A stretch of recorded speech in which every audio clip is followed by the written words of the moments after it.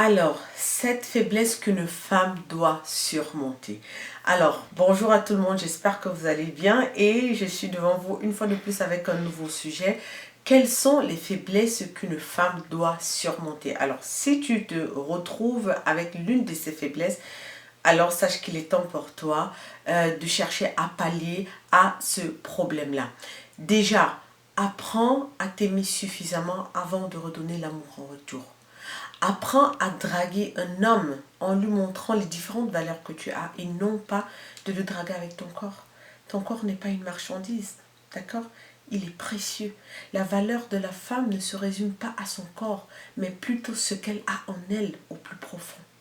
Troisièmement, travaille sur toi pour faire le meilleur de toi.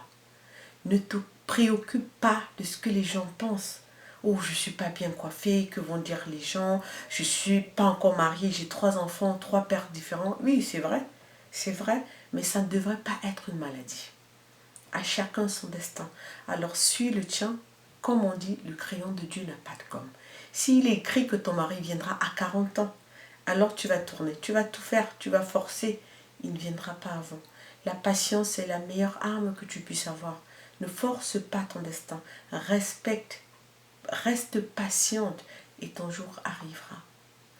Cinquième chose, s'il vous plaît, mesdames, s'il vous plaît, apprenez à contrôler vos émotions quand vous rencontrez un homme. S'il vous plaît. Lorsqu'une femme rencontre un homme, elle devient comme un bébé. Elle perd tous ses sens. Surtout lorsque c'est le genre de mec dont elle a toujours rêvé. Parfois même il remplit seulement 2 tiers des critères, mais parce qu'il a fait genre, oh tu me plais. Et c'est pour elle, c'est comme si c'est Jésus qui était revenu sur terre. Pour elle, c'est comme si elle a vu Dieu. Elle a vu Jésus devant elle. À force de vouloir bien faire, tu gâches tout. Sois une femme mystérieuse. Soit cache-toi, sois un mystère. Ne cherche pas tout le temps à lui offrir sur un plateau d'or. Ne le mets pas au centre de ta vie. À peine le téléphone a sonné, tac, on a décroché. À peine il a envoyé un message, tac, la minute qui suit, tu as déjà répondu. Non, non, c'est pas ça. Tu as 40 ans sans boulot, sans mari, oui, c'est vrai. Mais et puis quoi? C'est pas une fin en soi. Est-ce que tu sais ce que les autres, ce qu'elles vivent là-bas? Tu sais pas. C'est vrai que ton rêve serait fonder une famille, avoir un mari exemplaire, mais tu ne vas pas non plus arrêter de respirer parce que tu n'as pas tout ça. C'est vrai que dans la plupart, il y a la pression des parents, il y a la pression des amis, il y a même la pression personnelle, mais ressaisis-toi. Et au lieu de te plaindre, de pleurer tous les jours, de manger, te goinfrer, remplir la maison, concentre-toi sur ta personne. Fais du sport pour relâcher. Garde la tête haute lorsqu'une occasion se présente. Ne bave pas parce que tu as vu un homme devant toi, parce qu'il est venu vers toi et t'a dit « Oh ma chérie, tu es belle ». Tu vas rester là à baver. Non. Tu as des valeurs comme chacun d'entre nous. Ne laisse pas le désespoir te prouver le contraire. Sixième chose, améliore-toi. Même si tu n'as pas fait des études, ce n'est pas obligé d'avoir été à l'école. Cherche à faire du commerce, du business. Essaye de travailler sur toi pour voir quelle qualité tu as et comment tu pourrais la mettre à profit. Au lieu de tomber dans la vie facile, vouloir avoir l'argent sap-sap, cherche plutôt à te construire, à t'éduquer, multiplier de sagesse. Si c'est pour investir dans les vêtements, oui, vraiment, on va tout sacrifier. Maquillage, les cheveux longs, les ongles et tout. Oui, tu es prête, n'est-ce pas? Tu es prête parce que pour toi, c'est avec ça que tu veux attirer ta source financière. C'est avec ça que tu veux attirer un homme. Pourquoi c'est un homme qui doit venir s'occuper de toi? Pourquoi c'est lui? Un homme doit être un plus dans ta vie. Point final. C'est pas lui qui doit venir te nourrir. Sois fier de toi. Et si tu manges le tapuka chaque jour, sois fier de toi.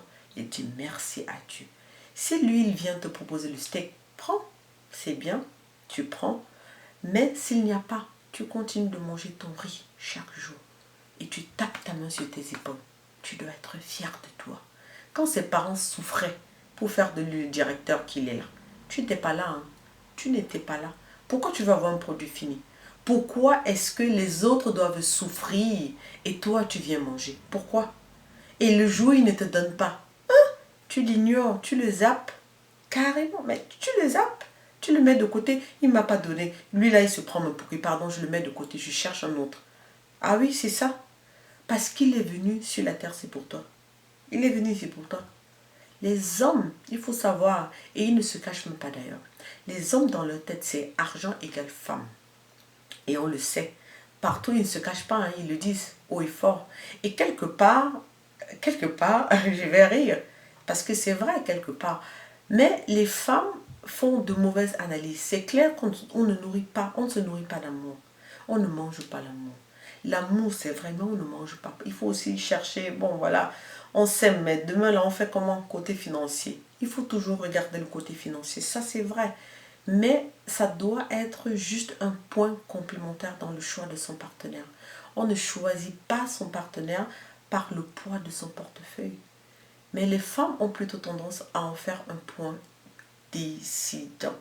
Pour une femme, pour choisir son partenaire, il faut qu'elle regarde d'abord, est-ce qu'il va me donner à manger tous les jours jusqu'à ce que je meure? Est-ce qu'il va me nourrir? Est-ce qu'il va nourrir ma famille?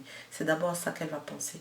Maintenant, ça devrait être vraiment l'un des points décidants, sans plus. Il doit d'abord être financièrement prêt. Ça, c'est l'esprit de la femme. Ça, c'est ce qu'elle pense. C'est ça la réflexion féminine. Le reste, on va gérer. C'est pourquoi, après 10 ans de vie commune, tu as l'impression de ne pas connaître ton partenaire. Parce que tu l'as choisi pour le gabarit de ses poches et non pas par la règle du perche. Je vous invite à regarder ma vidéo sur le choix du partenaire. Là, vous allez mieux comprendre ce que c'est que le perche. Vous allez mieux comprendre. Et enfin, le 7e point, c'est quoi? Le comportement moutonnier, le suivisme. Arrêtez de faire comme les autres. Suivre la mode, les tendances, s'habiller de manière attentatoire parce que c'est la mode. Ouais.